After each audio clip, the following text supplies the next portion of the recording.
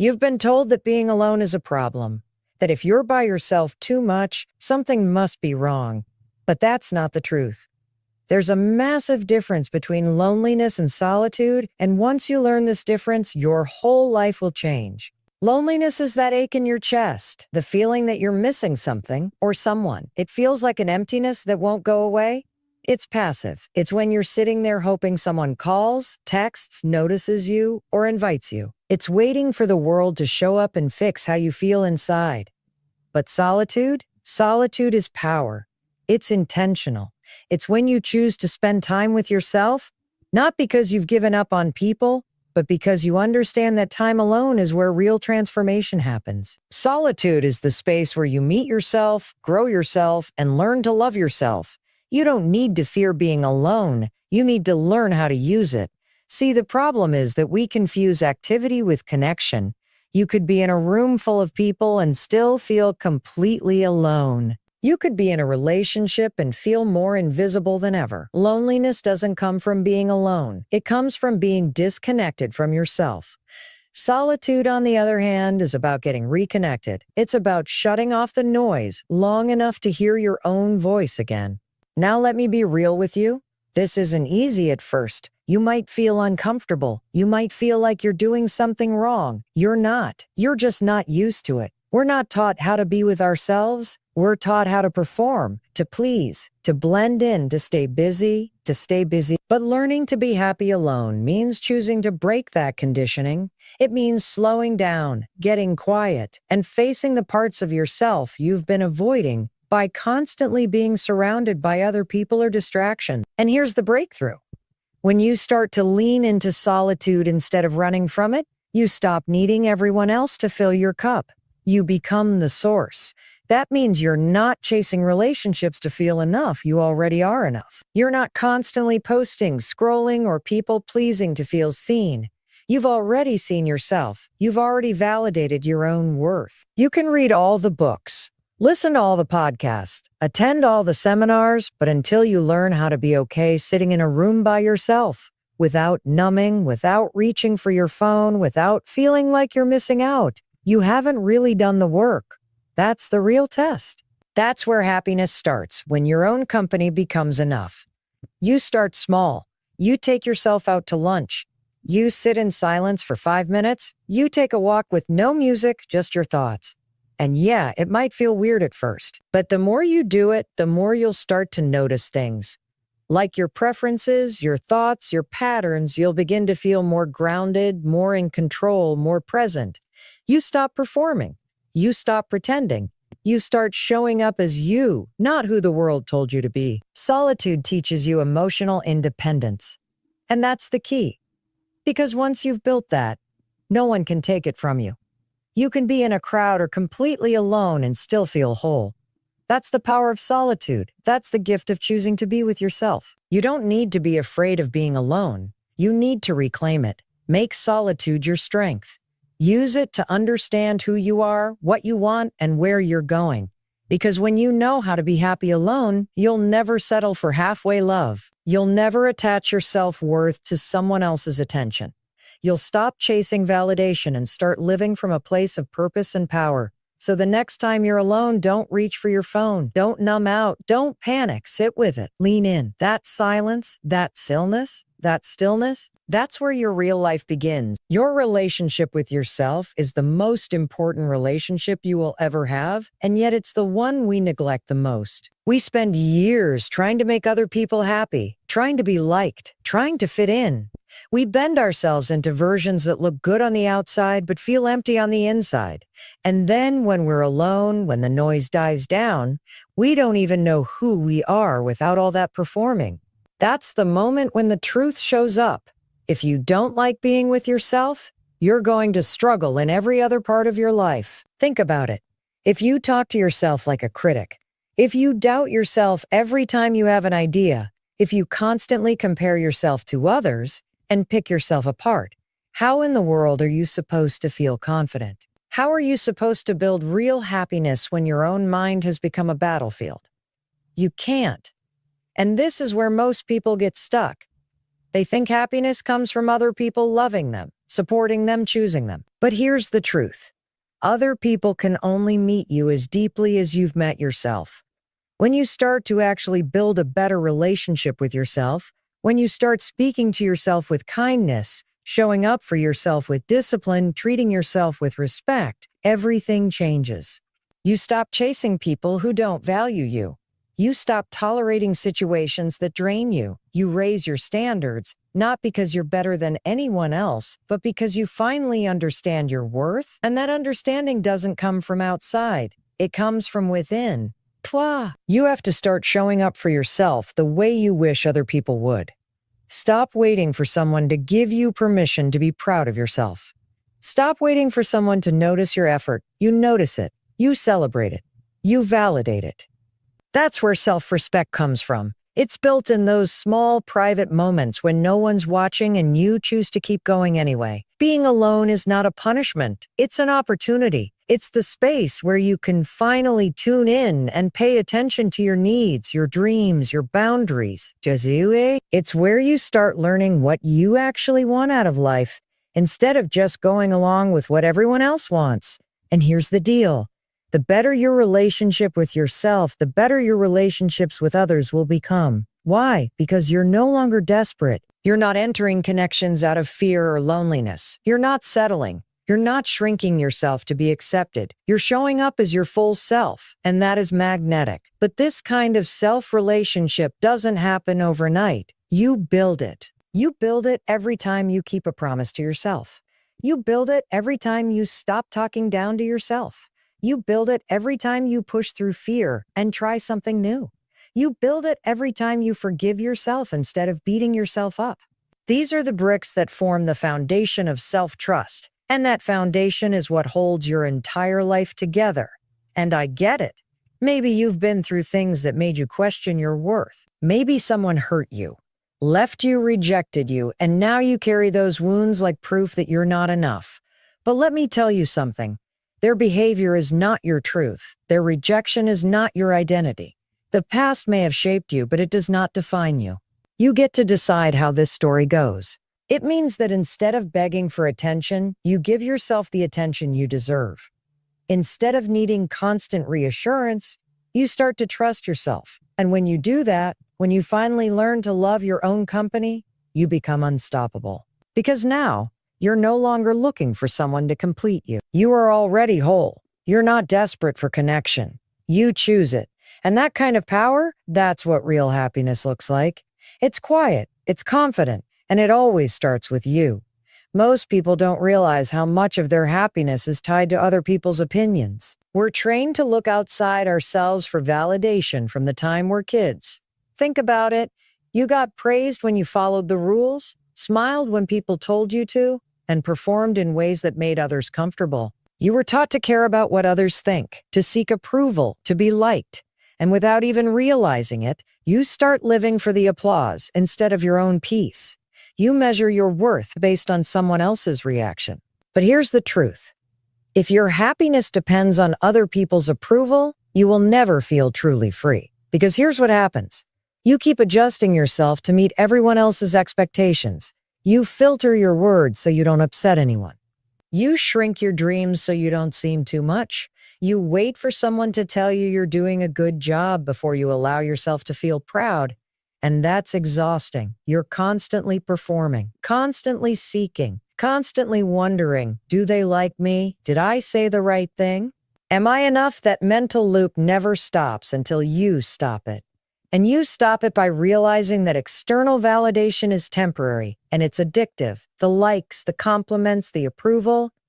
It feels good in the moment, but it fades fast. And when it's gone, you're left chasing the next fix. It's just like any other dependency. You don't feel steady because your sense of worth is in someone else's hands. One negative comment can ruin your day. One look of disapproval can make you question yourself. That's not happiness. That's emotional slavery. You want to be free. You want to be free. Then you need to start validating yourself. You need to stop waiting for someone to tell you you're enough and start deciding that for yourself. That means taking ownership of your thoughts. It means learning to talk to yourself with the same kindness and support you give to your best friend. It means recognizing your own effort even when no one claps. Self-validation is not arrogance. It's not pretending you have it all figured out. It's about acknowledging your growth, honoring your boundaries, and trusting your own voice. It's standing in front of the mirror and saying, "I'm proud of the way I handled that," even if no one else noticed. It's finishing a small task and celebrating your consistency. It's feeling sad and not judging yourself for it. It's being honest about who you are, even when it's messy. You build this skill by catching the moments when you're seeking approval and consciously shifting. Ask yourself, what am I really looking for right now? Why does their opinion matter more than mine? What would I say to myself if I truly believed I was enough? And then say it out loud. Practice it. Because you've been practicing self-doubt your whole life. And now it's time to practice self-respect. When you stop needing everyone else to tell you who you are, something powerful happens. You start showing up more authentically. You stop over-explaining yourself. You stop comparing your journey to everyone else's highlight reel. You stop apologizing for wanting what you want. That's when happiness becomes real, because it's not tied to the shifting moods and opinions of the people around you. It's coming from you, and that means you control it. Let me be clear. This doesn't mean you ignore feedback or isolate yourself. It means you become the primary source of your own validation. You still connect. You still care. But you stop needing it to feel okay. That shift, right there, is what emotional independence looks like. You want to be happy alone? Then stop outsourcing your self-worth. Stop trying to be perfect to win love. Start being real to earn your own. It's not always easy, especially if you've built your whole identity around what others think. But it's necessary if you want freedom. You are allowed to validate your own journey. You are allowed to be proud of yourself. You are allowed to say, "I matter," without waiting for someone else to agree. That's where peace lives. That's where confidence is built. And that's how you become truly happy, even when you're alone, because now you're not empty. You're enough. Most people go through life never really knowing who they are. They get so caught up in roles, student, partner, parent, employee, that they forget there's a person underneath all of that. And when you finally find yourself alone, when the distractions fall away, there's this uncomfortable silence. You don't know what to do with it. That silence, that's the sound of opportunity. That's the classroom of self-discovery calling you in. And if you're brave enough to sit in it, you will learn more about yourself than any relationship, job, or title ever could teach you. Self-discovery doesn't happen by accident. It's not something you find one day on a walk. It's something you create through intentional effort. It starts when you stop trying to escape your thoughts and start paying attention to them. You start noticing your patterns, why you react a certain way, why certain people trigger you, what lights you up, what drains you. You start getting curious instead of critical. And when you do that, you begin to unlock the pieces of yourself that have been buried under years of noise and expectation. One of the most powerful things you can do when you're alone is to journal. I'm not talking about writing perfect essays or documenting every detail of your day. I'm talking about getting honest. Ask yourself questions you've been avoiding. What am I afraid of? What do I want that I'm too scared to say out loud? Where do I feel stuck and why? What part of me have I been hiding to make other people comfortable? That kind of writing, it's not pretty. It's not polished, but it's real. When you're always around others, you tend to conform. You compromise. But when you're alone, you have a chance to ask, what do I actually like? What do I believe in? What makes me feel alive? Every time you follow that curiosity, you're gathering data about who you are and who you're becoming. Another part of self-discovery is learning to sit with your emotions instead of avoiding them. We are so quick to numb. We binge shows, scroll endlessly, dive into work, eat, drink, anything to avoid the discomfort. But here's the truth. Emotions are messengers. They are trying to teach you something. Loneliness might be telling you to reconnect with yourself.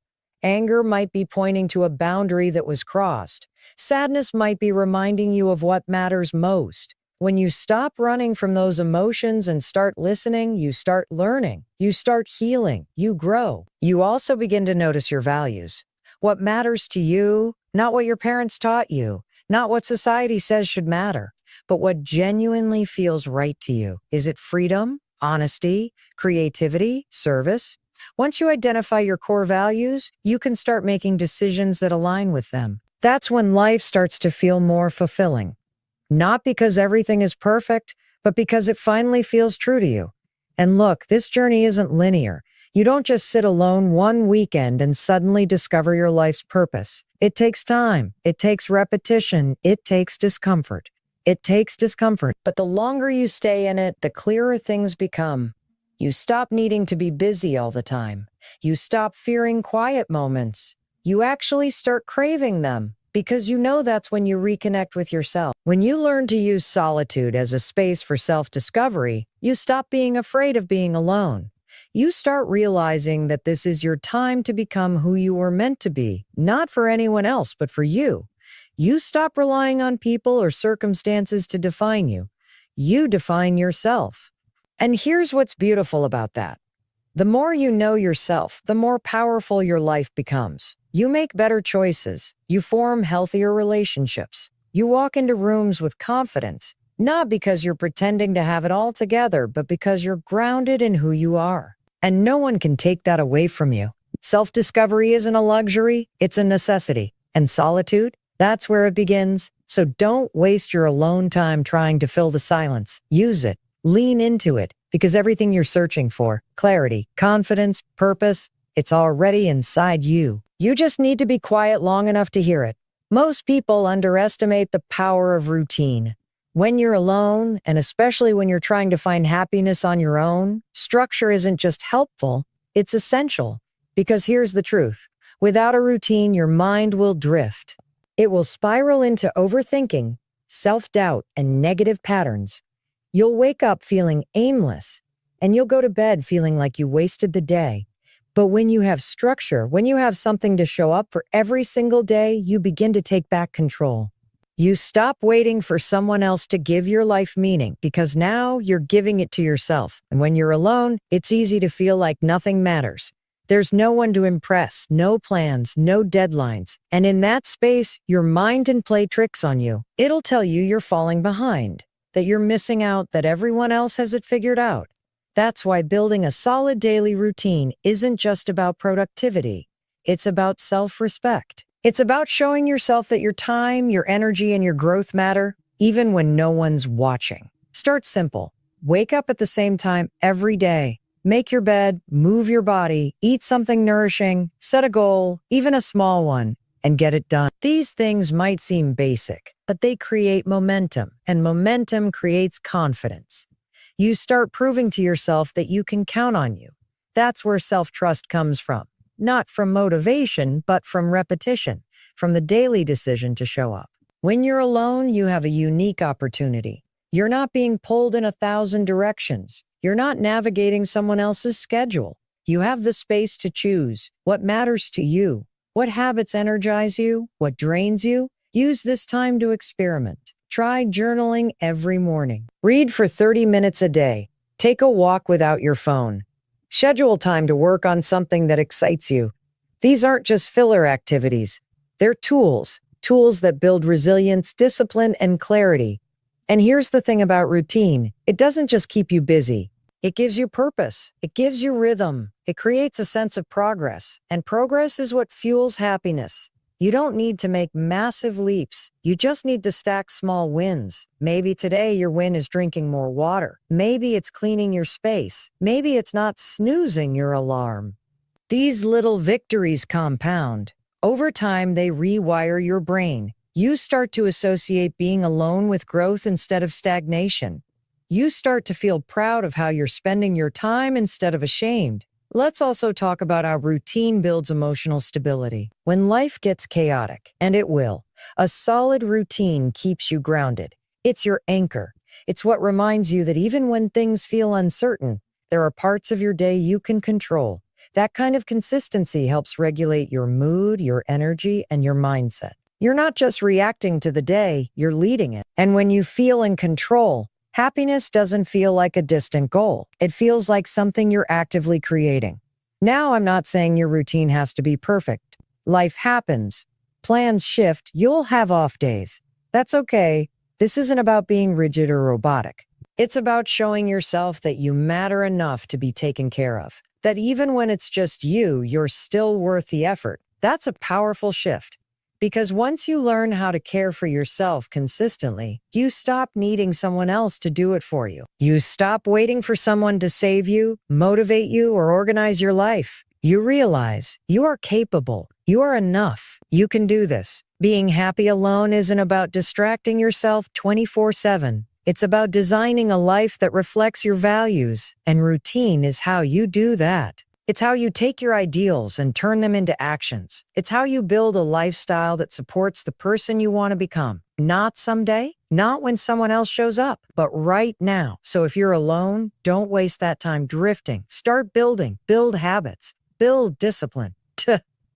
Build momentum, because every time you show up for yourself, you're sending a message to your brain. I'm worth the effort. I'm in control. I've got this. And that message, that's what happiness is built on. Not circumstance, not other people, but daily, deliberate action, just between you and you. Loneliness and solitude are not the same thing, but most people confuse them.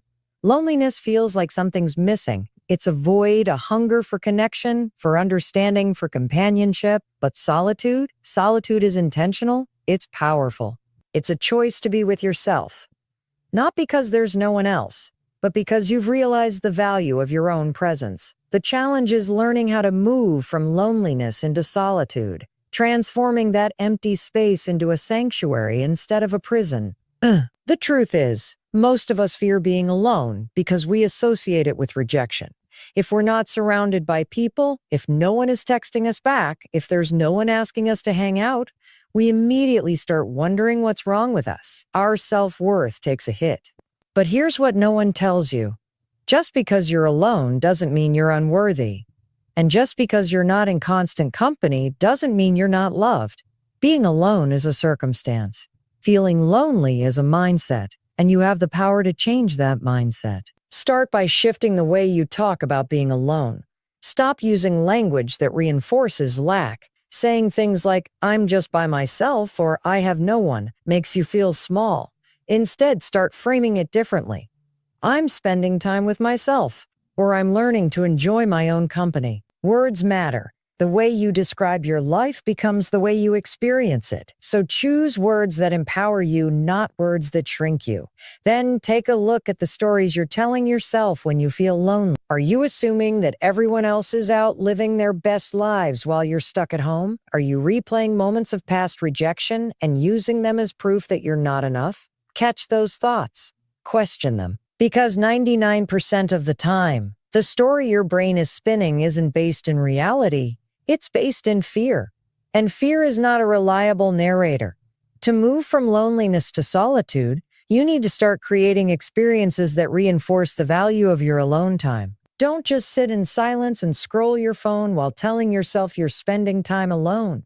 That's not solitude, that's distraction. Solitude is about being present with yourself. It's about being fully engaged in the moment, even if that moment is just drinking your coffee slowly or sitting on your porch listening to the wind. When you become present, your sense of lack begins to fade. You start to realize that peace was available all along. You were just too distracted to feel it. Another powerful way to move out of loneliness is to develop rituals, not routines. Rituals, things you do with intention, things that feel sacred. Light a candle while you read. Play your favorite music while you cook dinner. Dress up even if you're not going anywhere. These rituals create a sense of care. They say to your nervous system, I'm safe, I'm okay, I matter. Over time, these small acts of self-honoring start to rewire your brain. You stop seeing time alone as empty. You start seeing it as full of possibility. And let's not ignore the deeper emotional work. Sometimes loneliness is your soul's way of saying, hey, there's something you haven't dealt with yet. Maybe you're still holding on to a past relationship. Maybe you've been avoiding the grief of something you lost. Maybe you've been keeping busy, so you don't have to feel the truth of what's going on inside. Solitude gives you space to feel all of it. And while that might sound overwhelming, it's actually freeing. Because when you allow yourself to feel without judgment, you begin to heal. You also build emotional independence. You learn that your worth doesn't depend on who texts you back. that you can enjoy a sunset, a movie, a meal, or a walk without needing someone else to validate the experience. And that independence, that's the foundation of inner strength. Because when you know how to hold space for yourself, you stop fearing abandonment. You stop settling for half-hearted relationships just to fill the silence. You start choosing people who add to your life, not complete it. The shift from loneliness to solitude is a journey. It requires patience, practice, and a willingness to sit with yourself even when it's uncomfortable. But the reward is profound. You start to see that you are not empty, you are not lacking. You are not alone. You are with yourself. And when you learn to truly be with yourself, to enjoy your own company, to find peace in your own presence, then you are free. There's a moment that comes when you've spent enough time alone. Not just being alone, but really being with yourself. When you begin to understand something most people never grasp, you don't need someone else to complete you. You are whole. That doesn't mean you don't want connection or love or community. Of course you do. We're wired for that. But there's a difference between wanting connection and needing it to feel okay. When you learn to enjoy your own company, to fill your own cup, to create joy and peace from within, you take back your power. You stop outsourcing your happiness, and that's when you become truly free. See, what often happens is that we go into relationships hoping someone else will fix what feels broken in us. We think if I find the right partner, I'll feel secure. If I have more friends, I'll feel loved. If I'm part of the right group, I'll feel like I belong. But the problem is, when you go into any relationship from a place of neediness, from emptiness, from lack, you set yourself up for disappointment. No one can be your everything. No one can fill the void that only you are meant to fill. That's your job. Being happy alone teaches you how to do that. It teaches you how to self-soothe when you're anxious, how to sit with uncomfortable emotions without immediately seeking distraction, how to create fun, excitement, and joy without depending on someone else to bring it to your life. And the more you practice that, the stronger you become. You begin to realize that solitude isn't punishment. It's preparation. It's the foundation that makes healthy connection possible. Because here's the thing, once you're good with yourself, once you genuinely enjoy your own company, your standards rise. You stop tolerating relationships that drain you. You stop engaging in conversations that don't align with your values. You stop bending to fit into spaces you've outgrown. You don't do it out of arrogance. You do it out of self-respect because you've built something beautiful with yourself, and you're not willing to give that up for just anyone. That's the power of being happy alone. It makes you incredibly discerning about who you allow into your life. You also begin to show up differently in the world. You're no longer desperate to be liked. You don't need constant reassurance. You walk into rooms with quiet confidence because your worth isn't up for debate anymore. You're not performing. You're not pretending. You're not trying to be what someone else wants. You're just being you. And that kind of energy, it's magnetic. People feel it. They respect it because it's rare. And let's not forget, when you're happy alone, you're more available for real connection, not surface-level stuff. Not relationships based on codependence, but deep, grounded, mutual relationships where two people choose each other. Not because they need to, but because they want to. You bring your whole self to the table, and so do they. And that kind of connection, that's where love thrives. That's where friendship becomes family. That's where community becomes home. But none of that can happen if you skip this part.